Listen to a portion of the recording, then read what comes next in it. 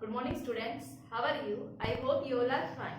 Students, in our previous classes, we finished our chemistry in everyday life. ठीक है, वो सब हो गया था. तो अब हम ऑर्गेनिक केमिस्ट्री पढ़ते पढ़ते थोड़ा बोर हो गए, तो मैं स्टार्ट करने जा रही हूँ इनऑर्गेनिक केमिस्ट्री का आपका D and F block elements. तो रीजन क्या है बस इसको स्टार्ट करने का, ताकि आप दो चैप्टर्स की नेम, रिएक्शन, ऑर्गेनिक को अपना वो वाला बेस अच्छे से कवर अप कर ले. ठीक है, तो उनको साथ साथ करते रहना है. और ये इजी सा चैप्टर है, ज्यादा लंबा भी नहीं है और आप लोगों को बहुत अच्छे से समझ में भी आएगा. ठीक है, बहुत सारी चीजें आपने क्लास 11th में ऑलरेडी पढ़ी हुई है और इस ईयर हमने पी ब्लॉक भी कंप्लीट कर लिया. कुछ प्रॉपर्टीज, डेफिनेशन वगैरह आप उन सब के बारे में जानते हो. हमें जस्ट ट्रेंड डिस्कस करना है, कौन सी चीज कैसे ऊपर से नीचे कम ज्यादा हो रही है. ठीक है, तो हम अपना यही चैप्टर शुरू करने जा रहे हैं, D and F block element. D and F block elements के अंदर में देखो, D and F block elements को हम क्या बोलते हैं? ट्रांजिशन एलिमेंट्स भी बोलते. डी ब्लॉक को क्या बोलते हैं? ट्रांजिशन एलिमेंट्स भी बोलते हैं. एफ ब्लॉक को इनर ट्रांजिशन एलिमेंट बोलते हैं. ठीक है, अगर मैं डी ब्लॉक्स की, एफ ब्लॉक बाद में डिस्कस करूंगी, चैप्टर का नेम है डी एंड एफ है. ठीक है, तो अब जो भी डिस्कशन होगा डी के साथ होगा. तो मैं अगर डी ब्लॉक की जनरल इलेक्ट्रॉनिक कन्फिगुरेशन की बात करूं, तो आपको पता है डी में जो इलेक्ट्रॉन जाते हैं वो n-1 शेल में जाते हैं. और कितने होते हैं? D1 to 10 तक और ns 0 से 2. ये आपकी जनरल इलेक्ट्रॉनिक कन्फिगुरेशन है. और जो डी ब्लॉक है कौन से पीरियड नंबर से शुरू होती है? देखो, डी कहां से होते हैं? 3d से. डी किस में जा रहा है? n-1 में. तो n-1 3 के बराबर है, तो nth शेल कौन सी होगी? 4th. It means D block आपके कौन से पीरियड से शुरू होते हैं? 4th पीरियड से शुरू होते हैं. ठीक है, तो देखो अभी मैं आपको वही आपकी ये तीनों सी आपकी डी के जितने भी एलिमेंट्स हैं उनकी टेबल बनाने जा रही हूँ. तो देखो स्टार्टिंग कहां से? आपकी 4th पीरियड से. ये क्या है आपका? Period number 4. लेकिन सीरीज कौन सी होगी आपकी? 3D series. तो यहाँ पे लिख दो आप पीरियड नंबर 4. आपको ये चैप्टर समझना है बहुत अच्छे से. ठीक है, लिखने पे कम, समझने पे ज्यादा ध्यान देना है. पीरियड नंबर 4, लेकिन सीरीज कौन सी है? 3D. मींस डी 3D में इलेक्ट्रॉन भरा जाएगा. देखो, चलो स्टार्ट करने से पहले मैं आपको ये भी बताती हूँ डी ब्लॉक एलिमेंट्स कौन से होते हैं. डी ब्लॉक एलिमेंट्स वो होते हैं जिनमें क्या हो? पार्शियली फिल्ड डी ऑर्बिटल्स हो. ठीक है, एफ ब्लॉक हटा दो. डी ब्लॉक एलिमेंट्स कौन से होते हैं? जिनके पास क्या हो? पार्शियली फिल्ड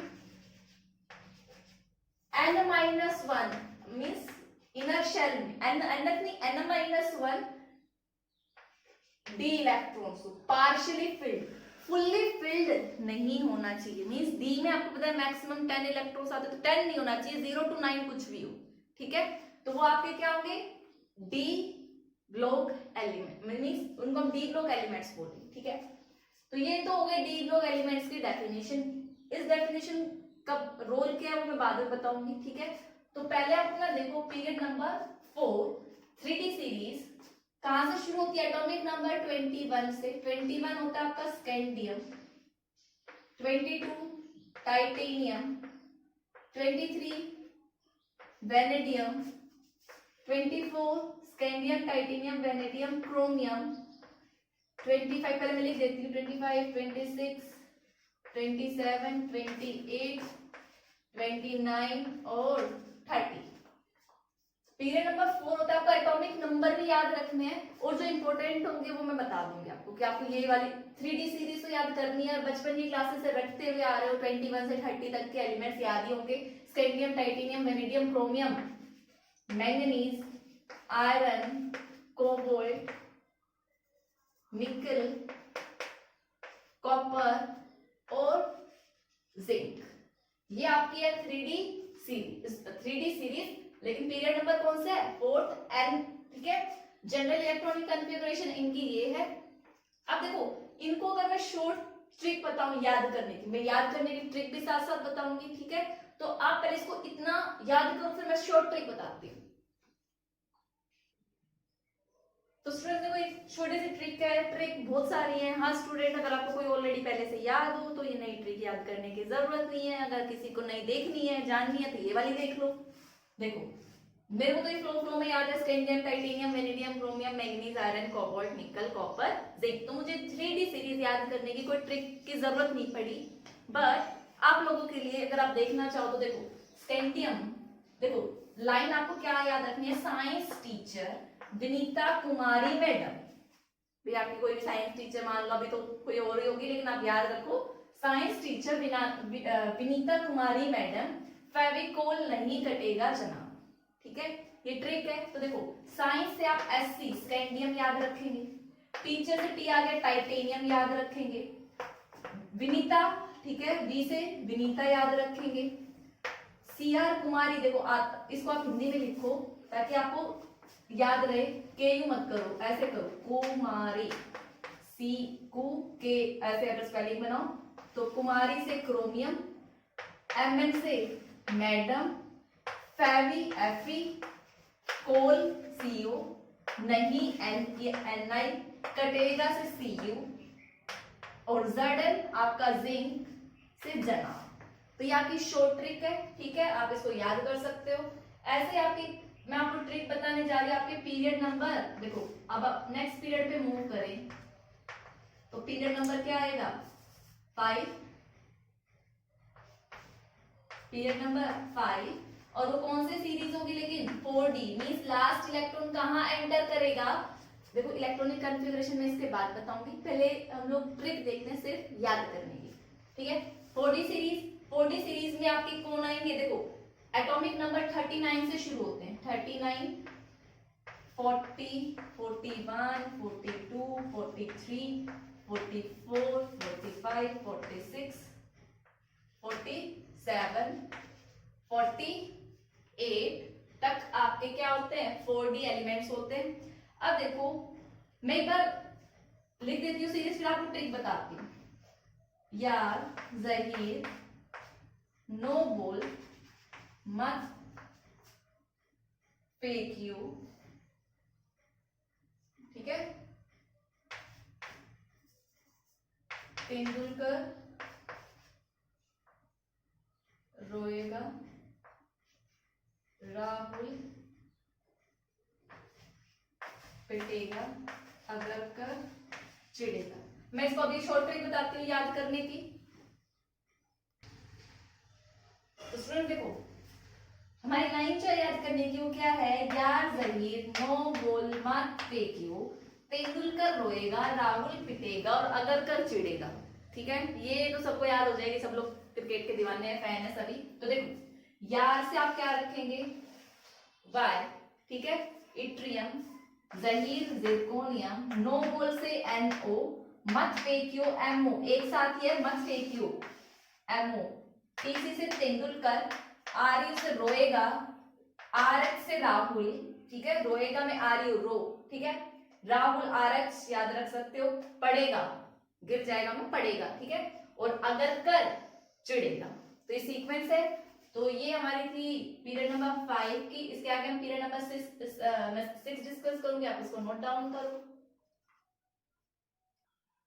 तो देखो ये हमारी है पीरियड नंबर 6, जिसको हम क्या बोलते हैं 5D सीरीज। ये एटॉमिक नंबर 57 से होती है, लेकिन देखो बीच में गैप आया है लेंथेनम के बाद। यहाँ गैप क्यों आया, क्योंकि हम लोग क्या फिल करेंगे 14F ब्लॉक एलिमेंट्स और आ जाते हैं, जिनको हम इनर ट्रांजिशन एलिमेंट्स बोलते हैं, जो हम इसी चैप्टर में पढ़ेंगे। वो कहां से शुरू होते हैं आपके पीरियड नंबर 6 5D सीरीज से शुरू होते हैं, और लेंथेनम के बाद शुरू होते हैं 14F ब्लॉक एलिमेंट्स। तो देखो 15 के बाद 14 नंबर काउंट करो, वो कितने आ जाएंगे आपके 71 तक F ब्लॉक एलिमेंट्स होंगे। फिर आपका हैफनियम आएगा, तो इनमें स्टार मार्क के, इनको हम क्या बोलते हैं 14F ब्लॉक एलिमेंट को। ये जो सीरीज आएगी इसकी F ब्लॉक की फर्स्ट सीरीज का नाम क्या है लैंथेनॉइड्स, लैंथेनॉइड्स। फिर हैफनियम ये सीरीज है, इसको देखो याद करने का तरीका क्या है, ला हाफ, हैफनियम HF हाफ, हफ्ता होता है, ठीक है, तो ता नेक्स्ट वाले का है, तो ला हफ्ता, हफ्ता, वरना W, रे से आरी, उसे US ऑस्मियम, इधर इरिडियम, इधर से क्या है IR, पिटाई प्लैटिनम PT, और का AU, और होगी HG। तो ये सीरीज है। इसके बाद हमारी एक और सीरीज आती है पीरियड नंबर 7, जिसको हम क्या बोलते हैं 60 सीरीज। वो एक्टिनियम से शुरू होगी और उसके बाद वाले एलिमेंट का क्या होगा, जैसे एफ ब्लॉक की फर्स्ट सीरीज है, वहां से क्या शुरू हो गया आपकी नेक्स्ट सीरीज। तो उसका आप देख लेना बुक से, मेन आपकी ये थी जो मैंने बना दी है। अब जो भी मैंने सारी बनाई है उसी को मैं एक साथ लिखूंगी, ठीक है, क्योंकि मेरे बोर्ड में इतनी जगह नहीं है। स्टूडेंट देखो, अगर आप एक पेज के लिए बनाओ तो आप थोड़ा स्पेस देख के आप इस टेबल को बनाना, क्योंकि मैं तो बार बार इसको रब करूंगी और बार बार मिटाऊंगी, क्योंकि मुझे प्रॉपर्टीज एक्सप्लेन करनी। तो आप क्या तो एक बार वीडियो को पूरा देखो और फिर अपने नोट्स बनाना, या फिर ऑलरेडी पहले ही स्पेस क्रिएट करके देखना, ताकि आप बहुत सारी चीजें एक ही पेज पे लिख सको और आपकी स्टडी क्या हो जाए, थोड़ा सा इजी हो जाए, ठीक है। तो मैं इजी करने के लिए बार बार ये टेबल बना रही हूँ, ताकि प्रॉपर्टीज में इसी में याद करा दूँ आपको। तो देखो, सबसे पहली बात, ये एलिमेंट्स हैं, मैं बस ये बताती हूँ मेन इंपोर्टेंट कौन से। देखो 3D सीरीज तो है ही, हमें इसके एटॉमिक नंबर पता होना चाहिए, इलेक्ट्रॉनिक कॉन्फ़िगरेशन में डिस्कस करने वाली। तो जो मेन हमारे ग्रुप आते हैं, एक तो देखो ये आपका कौन सा होगा, देखो ग्रुप नंबर 1 और 2 एस ब्लॉक के आ चुके हैं। ये कौन सा होगा, ग्रुप नंबर 3। देखो यहाँ पे मैं क्या लिख रही हूँ, ग्रुप नंबर, ये 3 होगा, ये 4 5 6 7 8 9 10 11 12, टोटल 12 ग्रुप्स होते हैं। आप सॉरी 10 ग्रुप्स हैं from 3 to 12 D block elements, ठीक है। तो देखो मेन जो है वो हमारे लास्ट के 3 बहुत इंपॉर्टेंट है। जो आपके ग्रुप नंबर 10 में देखो कौन कौन आ रहा है, 3D में निकल, 4D में पैलेडियम और 5D में प्लैटिनम। ये तीनों ही इंपॉर्टेंट है, ठीक है, आप मार्क कर लेना इसको। ये जो तीनों है, एटॉमिक नंबर इनका पता होना चाहिए। ये तीनों कौन से रिएक्शन में यूज होते हैं, ये कैटलिस्ट की तरह काम करते हैं। कौन से रिएक्शन में, हाइड्रोजनेशन में पढ़ा था ना, तीनों एक ही ग्रुप के हैं, ग्रुप नंबर 10, हाइड्रोजनेशन रिएक्शन में आपका ये यूज होता है। ग्रुप नंबर 11 की बात करो तो कॉपर, सिल्वर और गोल्ड, ये इनको हम बोलते हैं coinage metal, COINAGE, coinage metal. वे पुराने टाइम में जो राजा महाराजा थे वो क्या करते थे, सिक्के इन्हीं के बनाते थे, जो कौन से ग्रुप के हैं, 11 ग्रुप के हैं, ठीक है। 3D का कॉपर, 4D का सिल्वर और 5D का गोल्ड, ये क्या है, कोइनेज मेटल है, ठीक है। और ये जो ग्रुप नंबर 10 है, सॉरी 12 है ग्रुप नंबर, जो लास्ट है, जिंक, कैडमियम और मरकरी। देखो इनको रखा तो किस में जाता है, ट्रांजिशन एलिमेंट्स के साथ, but they are not transition element. तब क्वेश्चन बनाकर लिख सकते हो, zinc, cadmium and mercury are not considered as a transition element. क्यों, क्योंकि देखो जो डी ब्लॉक एलिमेंट है उनको हमने जो रखा था, डी ब्लॉक एलिमेंट में डेफिनेशन क्या बताई थी, डी ब्लॉक एलिमेंट्स वो एलिमेंट्स हैं जिनकी क्या हो, partially filled d orbital. But इनकी कॉन्फ़िगरेशन में देखोगे तो इसका कॉन्फ़िगरेशन क्या होगा, जिंक का 3D10 4s2, इसका कितना हो जाएगा 4D10 5s2, और इसका कितना हो जाएगा 5D10 6s2। सब में क्या है, फुल्ली फिल्ड कॉन्फ़िगरेशन है। तो रीजन इज दैट व्हाई इनको क्यों कंसीडर नहीं किया जाता, because of its fully filled configuration. और ये 1 मार्क में इस ईयर बोर्ड एग्जाम्स में आया था क्वेश्चन, और ये सबसे पहला ही क्वेश्चन था, ठीक है। और पूछा था कि why zinc, cadmium, mercury are not considered and एक पैराग्राफ टाइप क्वेश्चन था। तो रीजन क्या आता, because they have fully filled configuration, ठीक है। तो अभी पहले ये वाली चीजें इतनी नोट करो, फिर मैं आगे बताती हूँ। अगर मैं एटॉमिक नंबर की बात करूं तो ये तो पता है 21 से, क्योंकि 20 तक आप कैल्शियम फिल कर चुके थे, 21 से 30 आई, ठीक है। फिर देखो इस 30 के बाद आप क्या फिल कर चुके हो, 6 क्या कर दिए, डी ब्लॉक एलिमेंट्स फिल कर दिए, तो और 10 ये कर दिए, ठीक है। 10 अगर स्कैंडियम से आगे की बात करूं तो 10 ये हो गए, 6 आपके पी ब्लॉक एलिमेंट्स हो गए, और 2 फिर यहाँ तक आपके यहाँ पे आने के लिए क्या फिल कर चुके, 2 एस ब्लॉक, मींस टोटल कितने हो गए 18। तो यहाँ पर एटॉमिक नंबर 40 सीरीज का कहाँ होगा, 21 में क्या ऐड कर दो आप, प्लस 18, और फिर शुरू हो जाओ। सिमिलरली यहाँ पर भी आपने लेंथ तक आने के लिए क्या फिल किया, कितने एलिमेंट्स किए, 18, भाई 18 से 10 तो आपने ये भरे, 6 पी ब्लॉक भरे, और फिर 2 एस ब्लॉक, लेंथनम से आगे 2 एस ब्लॉक भरे, फिर लेंथनम का नंबर आया। अब देखो यहाँ पे आपको गैप नजर आता है, वो किसकी वजह से, 14 एफ ब्लॉक एलिमेंट्स की वजह से। तो 57 में 14 ऐड करके वो निकाल दो, फिर तो कहां से शुरू होगा 72 से शुरू होगा। ये चीज आपको याद रखनी है एटॉमिक नंबर की। मींस अब आपने क्या किया, लेंथ ना तो लिख दिया, लेकिन अगला एलिमेंट लिखने के लिए इसमें कितने ऐड करें +14। तो ये एटॉमिक नंबर का ट्रेंड था, ठीक है। अब देखो मैं बताती हूँ इलेक्ट्रॉनिक कन्फ्यूग्रेशन। स्कैंडियम की बात को शॉर्ट ट्रिक बताती हूँ, बहुत सिंपल है। एटॉमिक नंबर सबको याद होगा 30 तक, तो जितना एटॉमिक नंबर देखो 21 में कितना है 1 है। देखो 4s तो पहले फिल हो जाता है 3d से, ये सारी बातें आप सीख के आए हो क्लास 11 में। तो इसकी कन्फिगरेशन क्या होगी 3d1 4s2। ये 22 है तो d में कितने इलेक्ट्रॉन 3d2। देखो जगह नहीं है, मैं 4s2 नीचे लिख रही हूँ, ठीक है, दिक्कत नहीं होनी चाहिए किसी को, आपको यहीं पर लिखना है। इसमें कितनी हो जाएगी 3d3 4s2। अब आ गए हमारे क्रोमियम, जो हम क्वेश्चन रखते हुए आए हैं कि क्रोमियम और आपका copper show exceptional electronic configuration. देखो जो ट्रेंड हम फॉलो करते आ रहे थे, एक एक इलेक्ट्रॉन ऐड करते आ रहे थे, तो डी में कितना इलेक्ट्रॉन होना चाहिए इस केस में, होना चाहिए क्या 3d4 4s2। बट ये नहीं होता, क्यों नहीं होता, क्योंकि s का एक इलेक्ट्रॉन जंप करके किसमें आ जाता है 3d में आ जाता है, क्या हो जाती है 3d5 4s1। क्यों, क्योंकि ये हाफ फिल्ड हो गई है तो ज्यादा स्टेबल, ठीक है।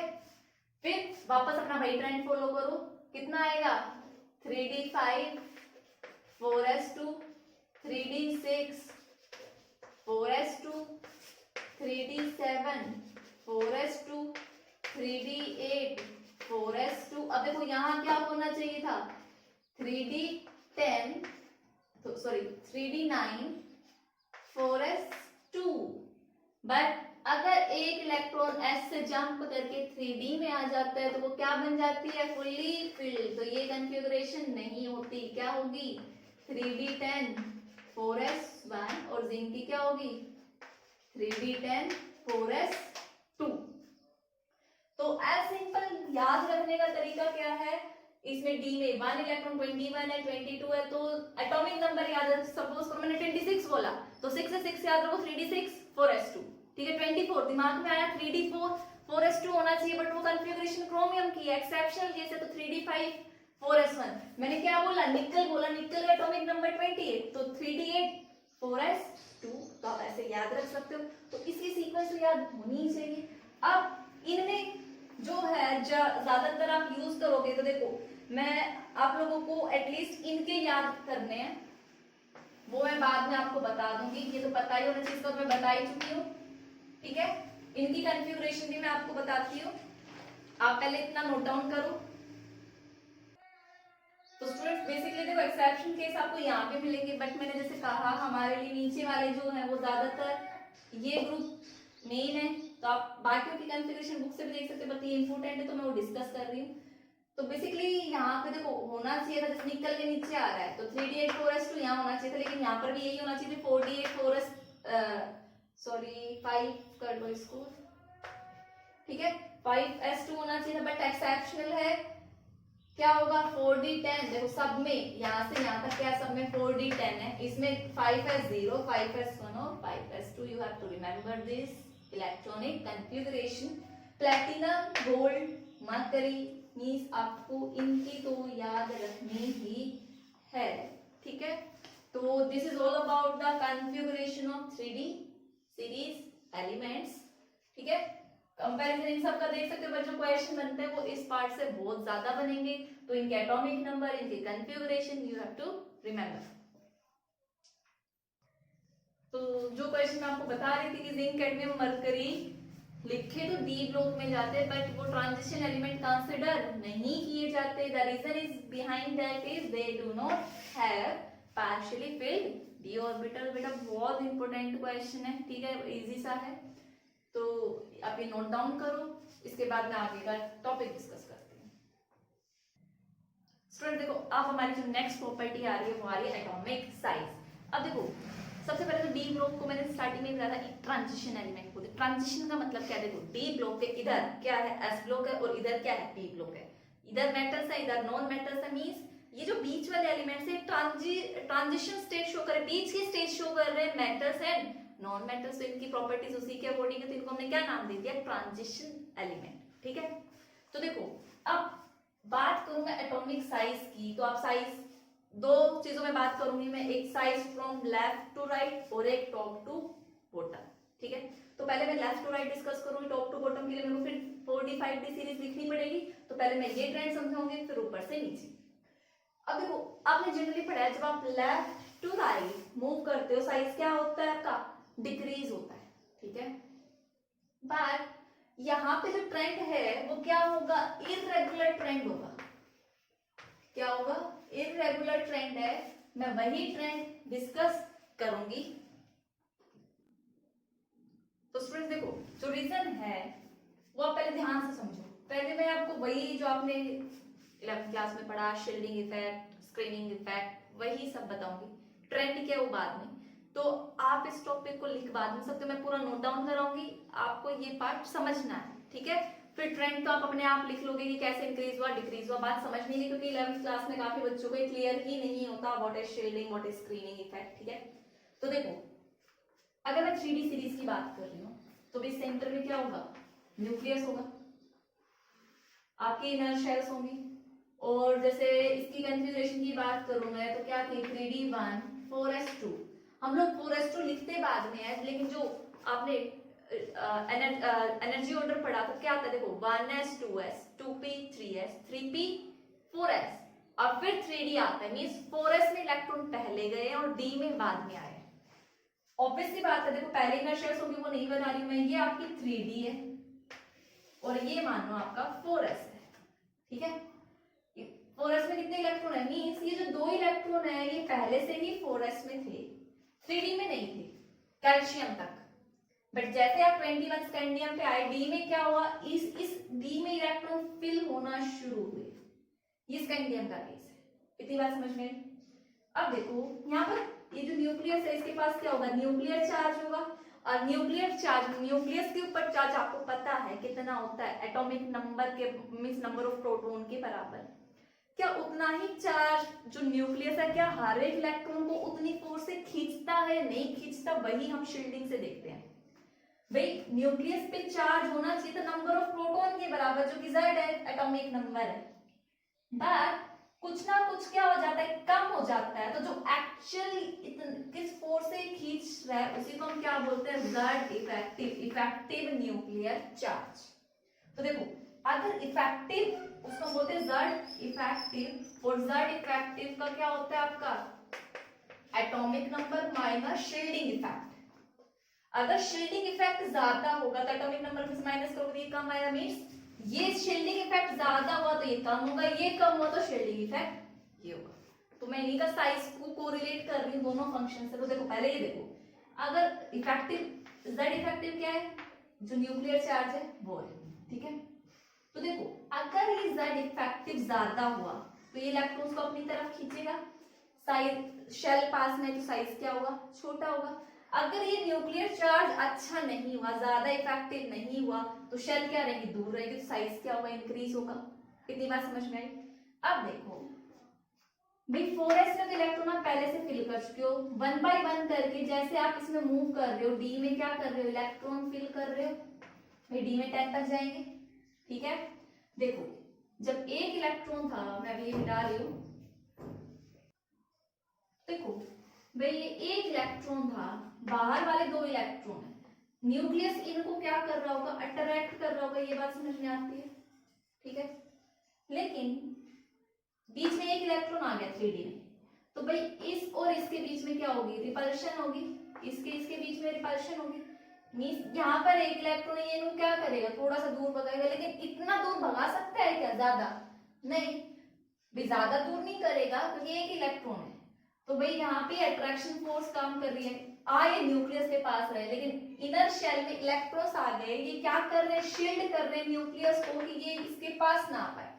अगर इसका अट्रैक्शन इससे कम हो गया इस इलेक्ट्रॉन की वजह से, इसी को हम क्या बोलते हैं, शील्डिंग इफेक्ट बोलते हैं, कि इसने शील्ड कर लिया, इसके अट्रैक्शन को कट कर दिया बीच से। ठीक है, अब एक इलेक्ट्रॉन तो कुछ ज्यादा उखाड़ नहीं पाया। ठीक है, इट मींस स्टार्टिंग वाली चीजों में जो ये शील्डिंग इफेक्ट है, शील्ड करने की जो क्षमता है डी इलेक्ट्रॉन्स की वो कम है, ठीक है। तो अच्छे से शील्ड नहीं होगा, मींस जो शील्डिंग, ये शील्डिंग कांस्टेंट कम हुआ तो जेड इफेक्टिव क्या होगा, ज्यादा होगा। ये बात समझ में आई। अब जैसे जैसे हम इधर मूव कर रहे हैं, ये डायग्राम देखो मैं यहाँ बता रही हूँ, ये न्यूक्लियस, ये आपकी 3D और ये आपका 4s। ऐसे इलेक्ट्रॉन पहले से थे, 1 बाय 1 करके डी में इलेक्ट्रॉन्स आ गए बहुत सारे, D1 D2 D3 D4 D5 that's all, ठीक है। अब इन आउटर इलेक्ट्रॉन साइज किससे डिफाइन होता है, आउटर शेल से।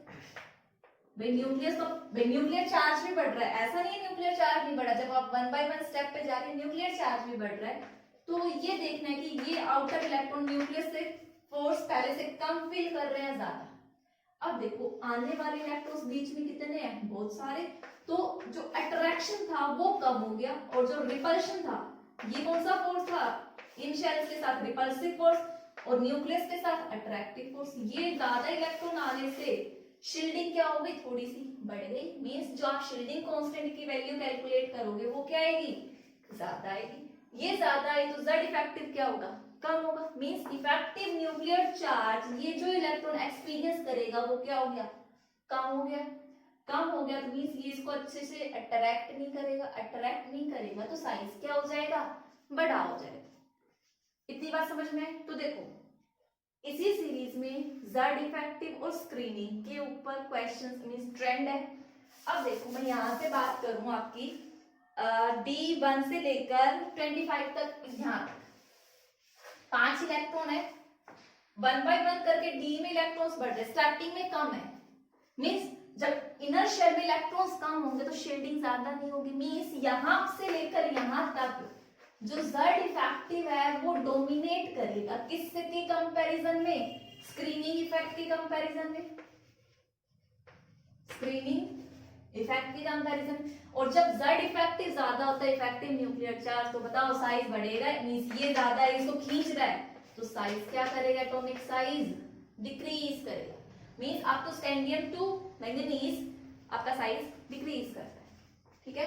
अब अगर मैं बात करूं किसकी, आयरन से लेके निकल तक बोल दो, इन तीन का साइज क्या रहता है, ऑलमोस्ट। यहाँ पे देखो भाई 5 इलेक्ट्रॉन आ गए, ऑलमोस्ट हाफ फील्ड के बराबर है भाई, इसमें 5 है 6 7, ठीक है, ऑलमोस्ट ऑलमोस्ट। तो यहाँ पे जो दोनों बैलेंस है मींस वो एक दूसरे, भाई स्क्रीनिंग भी बढ़ रही है, ठीक है, वो क्या हो जाता है मींस जो अट्रैक्टिव फोर्स है न्यूक्लियस को खींचने वाला और जो इनर इलेक्ट्रॉन्स रिपेल कर रहे हैं वो लगभग बराबर हो गए, क्योंकि डी इलेक्ट्रॉन बढ़ते जा रहे। एक स्टेज आई जहां पे अट्रैक्शन किसके बराबर हो गया है, रिपल्शन के, ठीक है।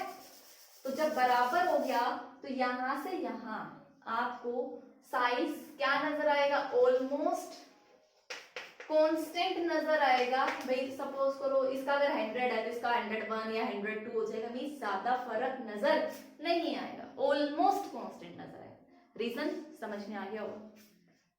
कॉपर से जिंक की बात करूं तो यहाँ पे देखो डी में कितने इलेक्ट्रॉन्स आ चुके हैं, 10 इलेक्ट्रॉन आ चुके हैं, ठीक है। न्यूक्लियर पे चार्ज भी बढ़ा है, लेकिन जो शील्डिंग इफेक्ट है डी में 10 इलेक्ट्रॉन आने से क्या हो गया है, बढ़ गया है। शील्डिंग इफेक्ट वहां से वहां मूव करने पे क्या होता है, इंक्रीज। अब मींस जो शील्डिंग है वो ज्यादा है as compare to Z effective. यहाँ पे क्या हो गया आपका, शील्डिंग ग्रेटर है किससे, जेड इफेक्टिव से, न्यूक्लियस में चार्ज कम हो गया। अब न्यूक्लियस आउटर इलेक्ट्रॉन को ज्यादा अच्छे से अट्रैक्ट नहीं करेगा तो साइज क्या होगा, इंक्रीज। इट मींस इन दोनों का फिर से साइज क्या होता है, इंक्रीज। देखो जनरल ट्रेंड क्या होता है, इधर से इधर आपका साइज घटता है, लेकिन डी ब्लॉक में क्या है, पहले साइज घटा, कांस्टेंट आया और फिर बढ़ा। तो ये था, ये सारा मैं लिखवाऊंगी आपको। पहले मैंने आपको ट्रेंड समझाया है लेफ्ट टू राइट, अब मैं एक बार समझा दूं टॉप टू बॉटम। या चलो पहले मैं इसी का ये जो 3 स्टेप में मैंने बताया इसी को मैं लिखवाती हूँ, ठीक है। पहले आप इतना समझो।